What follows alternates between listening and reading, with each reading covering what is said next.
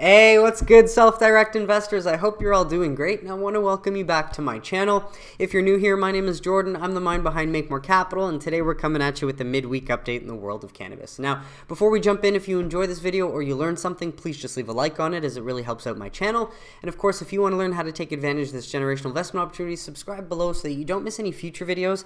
Then there's plenty of content for you to go back, rewatch, and educate yourself with. I've tried to put all the news and facts in one place so that you can watch episodes over time to learn about the evolution of the entire industry, identify top companies that you keep seeing pop up, and then take advantage whenever you feel ready if you wish to do so. We got a lot of stories this week, but I want to start with this one from MJBizDaily, as Justice Department could help cannabis industry massively via a Memo 2.0, or they can continue to do nothing, oddly the opposite of their jobs, and continue to hurt reform as they act in the nature of political science and not the actual science that would have called for cannabis descheduling, decades ago. And so with that, as federal cannabis reform inches forward in a Congress paralyzed by bipartisan gridlock, aka conflict of interest due to lobbying dollars, more immediate progress might have to come from the Biden administration. While U.S. Attorney General Merrick Garland's Department of Justice might address the thorny issue of cannabis banking, well, why don't they do their job and announce their review on how their rescheduling process is going so far, when his office revisits its approach toward the state legal but federally prohibited cannabis industry, Washington insiders believe. And when is this going to happen?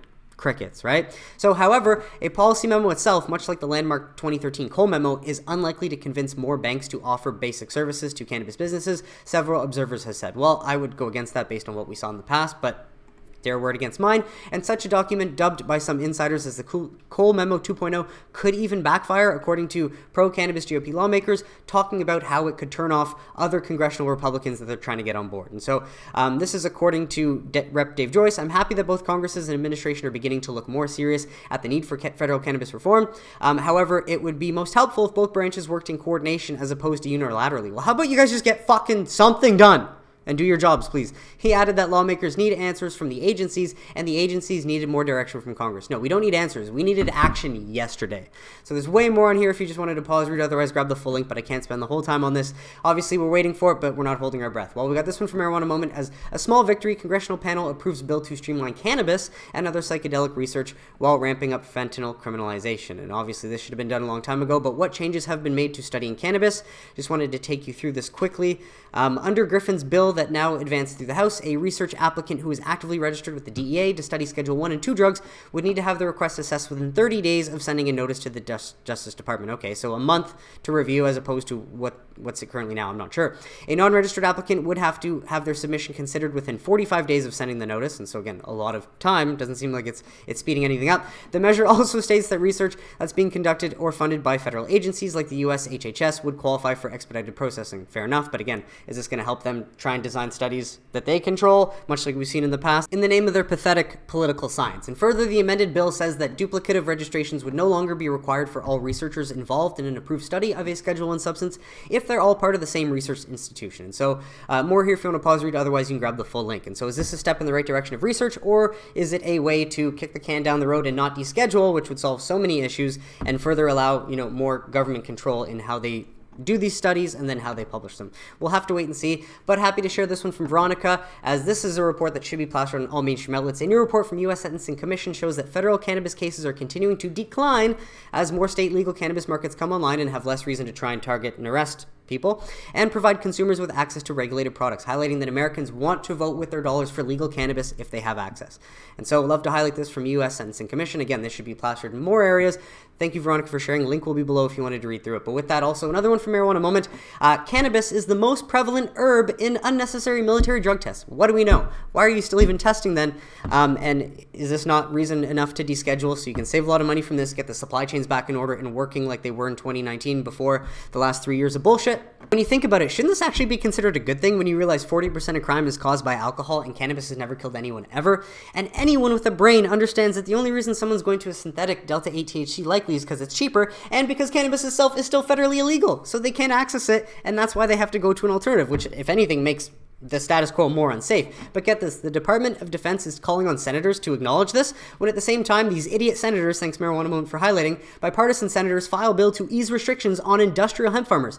Isn't that where Delta 8 THC comes from? The loophole in the industrial hemp, or the hemp bill? So They're wanting to facilitate the problem of bringing out more synthetic cannabis and black market products as opposed to descheduling and doing the right thing and giving the plant back to humanity. You can't make this shit up. It's time we cut red tape and make it easier for industrial hemp farmers to get their product to the market. Industrial hemp and medical cannabis are two very different things, and hopefully one day they'll realize this, but obviously they probably won't because they're paid not to. But on top of that irony, just happy to report from Leafly, this is an older article, but just sharing the facts. Published research rated recreational drugs according to their toxicity, and none of us blinked an eye when we saw cannabis sitting at the very bottom of the list, as cannabis is exactly 114 times less toxic than alcohol. I'm not the biggest fan of alcohol. I do have nothing against it because I do believe that everything is best in moderation, but just wanted to share this to highlight the night and day discrimination that cannabis faces that alcohol does not, as if alcohol has never done anything bad in its life. It's absolutely ridiculous. Not even funny at this point, just sad and ironic, but link will be below in the description if you wanted to reference this. Well, we've got another study from Medical Express, an interesting one from March 28th, as cannabis-derived compounds could reverse opioid overdoses. And while I think this would be big news, especially when,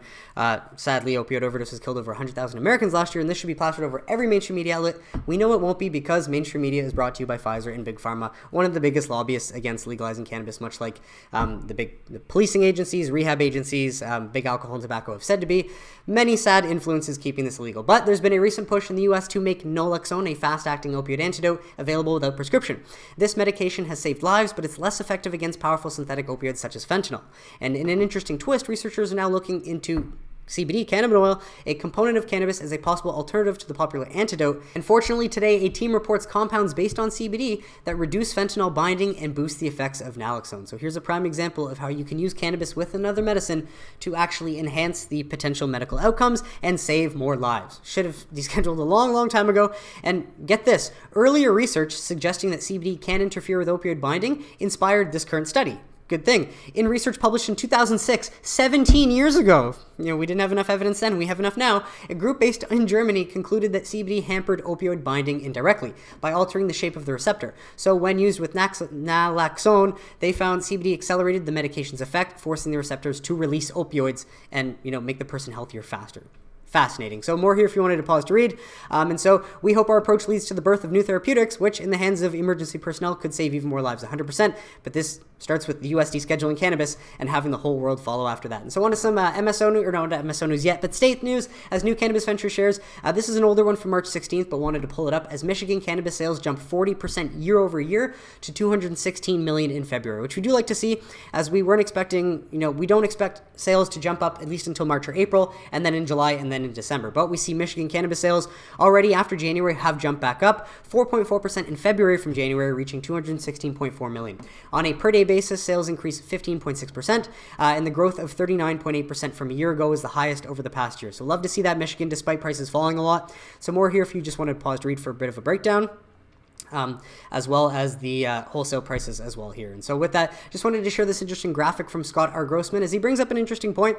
Now, Canna headlines focused on the misery often miss the forest for the trees. Take Michigan. We've stalled on revenue largely due to a negative 45% drop in pricing year over year versus February 2021, which is great for consumers and encouraging them to buy more cannabis.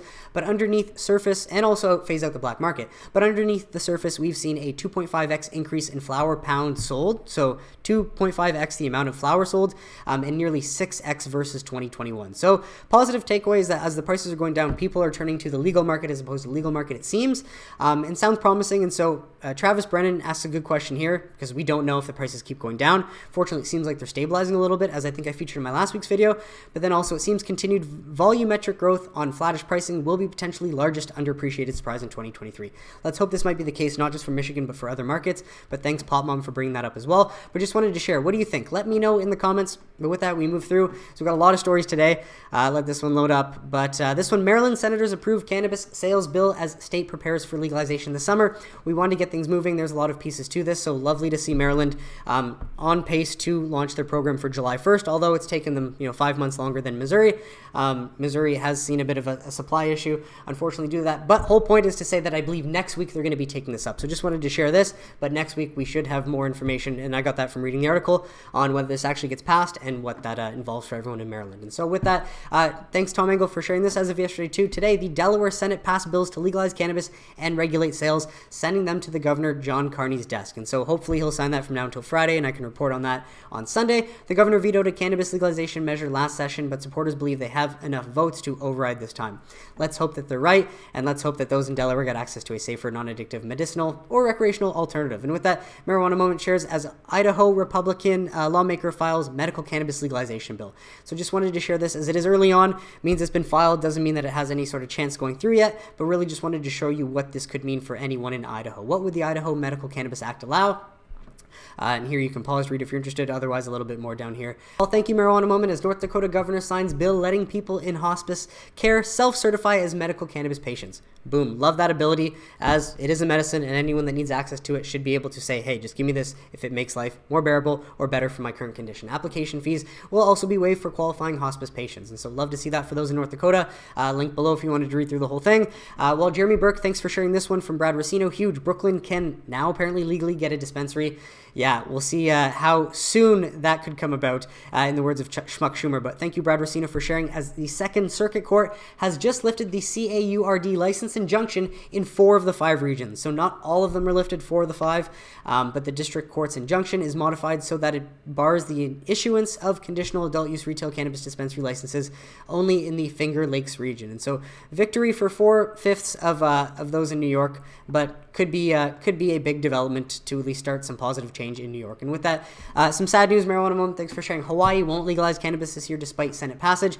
Sucks for us to hear, because obviously we think the sooner that reform happens, the more the momentum can build, and the sooner we can hold politicians' feet to the fire to deschedule cannabis or get something done at the federal level. But activists are hopeful 2024 will be the year that Hawaii legalizes. And so fair enough, for what it's worth, wanted to share what someone out of Hawaii had to say. As appropriate for these bills to die, they were commercial expansion for existing monopoly bills, not legalization the way people would like to believe. So fair enough then, looks like democracy working in action. Hopefully the people of Hawaii can get a bill that they want for 2024. And so with that, on to some MSO news, just sharing the reports. Columbia Care reports 4th quarter and full year 2022 results. We'll also got Cresco lined up here. And so while I do not own shares of Columbia Care yet, I do own shares of Cresco Labs, and I do plan to own the new entity that hopefully merges once their deal goes through, because I do believe that this combined entity will be worth a lot more in the future than the 2 separate companies are now with their separate operations. Obviously, it's going to see Cresco become one of the big tier 1s and help them compete with the others. But just to recap, record annual revenue of $511.6 million, an increase of 11% year over year. Not bad for a company whose market cap right now is like $232 million.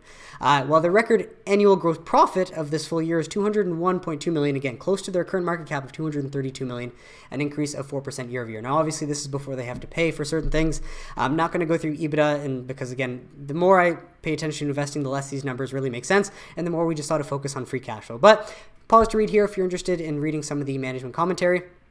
Well, full year 2022 and then 4th quarter, plus their top 5 markets are here if you wanted to pause to read. And then go down operational highlights. I invite you to pause to read here if you're interested. And then a bit more down here, continued progress. I think from here, yeah. You can pause to read. Otherwise, you can grab the link below, but I don't want to make you have to do that if I can just show you what you're interested in looking at.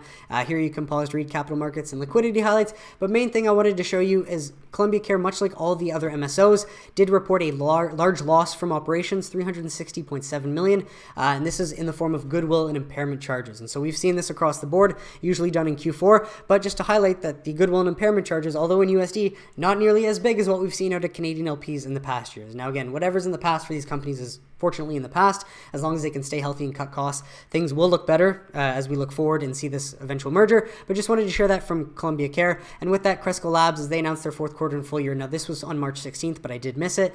And I am a Cresco Labs shareholder. So again, this is not advice, just relaying what I like out of this and what I don't like. Annual revenue grew 3% year over year and maintained leadership in branded product sales. Company laser focused on profitable core to further strengthen the balance sheet. And so fiscal year 2022 financial highlights and 4th quarter 22 highlights. You can pause to read if you're interested. Of course, management commentary into their social equity and education development program. You can pause to read if you're interested. and then a bit more here you can pause to read. And so with that, just going to show you that Cresco Labs, much like the others, an impairment loss of $140.6 million. While this is a lot less than Columbia Care, if we combine the two, that's roughly $500 million in impairment losses written off now that hopefully won't have to go on the balance sheet of the new entity in the future, making their balance sheet more attractive than some of the other MSOs. But that might not be the case because all the other MSOs are writing off impairment losses too. And while I could be nitpicky about this as a Cresco Lab shareholder, again, this is not advice, it's just my opinion, sharing that I'm still big on the Cresco brand, their ability to compete in wholesale at cheap prices, and then once they get the Columbia Care footprint and their ability to optimize dispensaries for profit, I think that they'll manage just fine. But with that, seems like they had an interest expense, and when you're discriminated against, like the cannabis industry, unlike any other industry in the U.S., you pay a lot more interest at $15.9 million than other industries would, and then income tax expense of $23.9 million for a full net loss of $179.8 million. Which is not ideal to see, especially when you consider their income tax and interest expenses are exacerbated by the predatory federal overhang and 280E tax that only this industry has to pay. No other U.S. industry is discriminated against quite like them. But I digress, as year-over-year revenues did increase, not by much though, but I don't believe Cresco was expanding into existing states. Only Florida, I believe. I don't think they expanded much into others, while they cut off some operations in California. But main thing that I like is that year-over-year, their gross profit did maintain relatively around the same or did increase by a little bit. Now, what I wanted to do was look at the year-over-year revenues for Cresco Labs and Columbia Care and combine them. And the new combined entity at this rate would have done a total revenue of $1.3 billion, which I don't know if they're the leader yet, but they're certainly ahead of Trulieve and Green Thumb.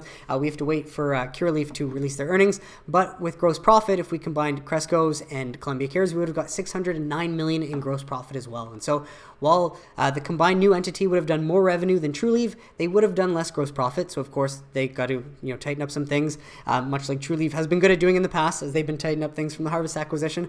Hopefully, Cresco doesn't deal with as much pain for as long as we saw Trulieve deal with as much of Harvest pain for that long. But then also Green Thumb, just highlighting that year over year, the new combined entity would be way ahead of Green Thumb in revenues and about $100 million more in gross profit. So I do look forward to the day we get that announcement that merger does go through. Keep our fingers crossed, but let me know in the comments what you think about my take on it, or at least your thoughts as well. And so with that, more MSO news as Curaleaf announces acquisition of TerrAscend Wellness. So this is as of today, early, fresh off the press. And so leading international provider of consumer cannabis products today announced that it has entered into a definitive agreement to acquire TerrAscend Wellness, the largest cannabis retailer operator in Utah, in a cash and stock transaction valued at approximately $20 million. The transaction is expected to close imminently, subject to customary closing conditions. And the proposed transaction includes 3 retail dispensaries located in the cities of Park City, Provo, and Payson, with a combined annualized revenue run rate of $14 million. So at least it seems like Curaleaf sees some potential in the Utah medical market.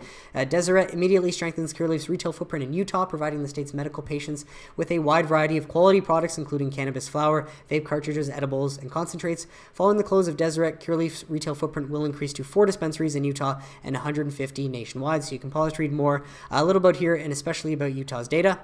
But I think that'll now give them 4 dispensaries in the state. And so with that, some more news from Curaleaf as they expanded brand portfolio with launch of Jams, cannabis-infused edibles.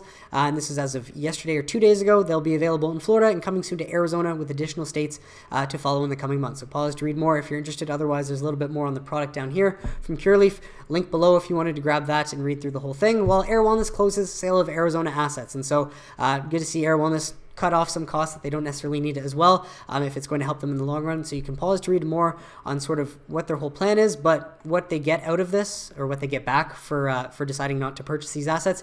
Air received consideration of $20 million in cash up front, with additional cash proceeds from net working capital to be received in the 6 months following. In addition, the buyer has assumed lease obligations that resulted in the elimination of approximately $15 million in long-term lease liabilities for Air. And in a separate arrangement, all potential earnout, contingent consideration, and debt outstanding related to the Q1 2021 purchase has been eliminated, reducing Air's long-term debt by $22.5 million, which I do like to see as an Air Wellness shareholder, because if AZ assets are not working out for you, better to cut your losses and move it to a market that's going to provide a better return on investment. If you can get cash and reduce your debt in today's environment, even better. But get this transaction strengthens their balance sheet by adding cash and reducing net debt and long-term operating leases by an approximate value of $55 million. Funny thing is, if you look at Air Wellness's market cap right now on their US pink bank sheet stock, they're trading at a value of roughly $45 million for the entire company. So you can buy the entire company for less than apparently the value they're getting back out of this deal. So either Ayr Wellness is significantly undervalued, maybe by design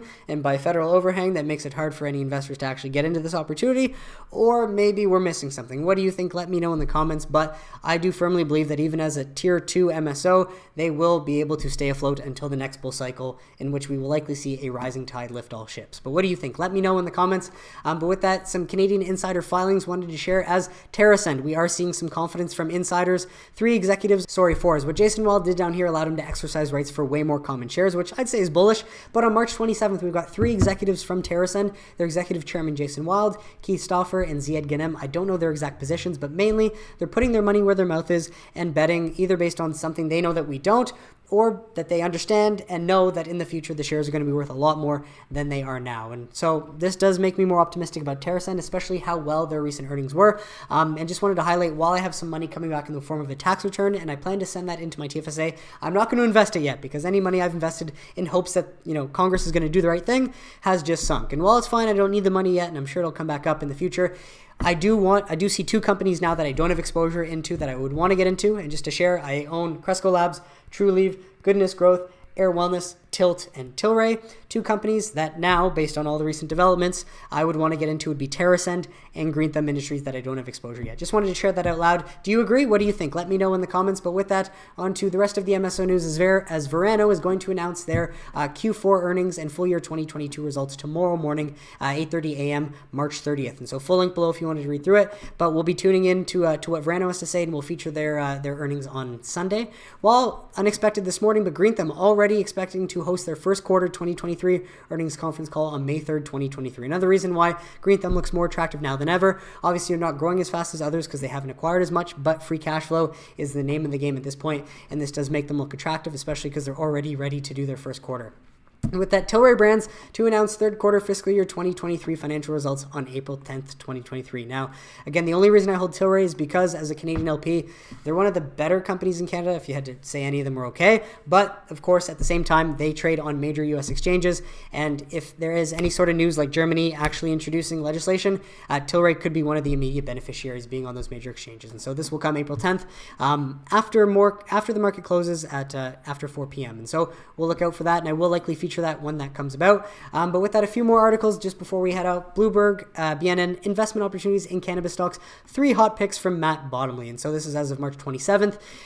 There's a video here if you wanted to watch it. Obviously, you can grab the link below, but main thing, just to cut to the chase, you can read everything. But they point out Green Thumb Industries, Trulieve, and Curaleaf Holdings as his top picks in the cannabis sector. And so take that with a grain of salt, though, of course. Well, this one comes from the Wall Street Journal, an opinion article. Excessive taxation feeds the cannabis black market. Yeah, no shit. Anyone with the head on their shoulders knows this, and how so much bad policy has been implemented. We sadly see the effects of that, and we need to change that sooner than later. But yeah, there's a reason illegal sales haven't died with legalization, mainly because it's politicians and Congress not working for the will of the American people, not keeping their promises, and allowing the status quo to proliferate. Lastly, out of South America, thank you Marijuana Moment, as Colombian lawmakers advance cannabis legalization bill, aiming for enactment this year. The regulation of cannabis for adult use in Colombia is the gateway for a new drug policy that abandons the failed paradigm of prohibition. 100% love to see the common sense policy and honesty out of Colombian lawmakers. Hopefully this does go through, but this wouldn't be the first Latin-speaking country like Mexico where we hear news like this, but then sadly some other influence sadly lets that news go into the background and nothing comes of it. And so let's hope that Colombian lawmakers will keep their word and work for the best interests of the people in Colombia. But that is it for today's episode, folks. So I want to thank you so much for tuning in. I really hope you got some value out of it. What did you think of the stories mentioned? Let me know in the comments if you have any questions or suggestions, and I'd be happy to address them. But besides that, if you enjoyed this video and you learned something, please just leave a like on it. Subscribe below if you don't want to miss any future videos, and I will catch you on Sunday for This Week in Cannabis News. Have a great week, everybody.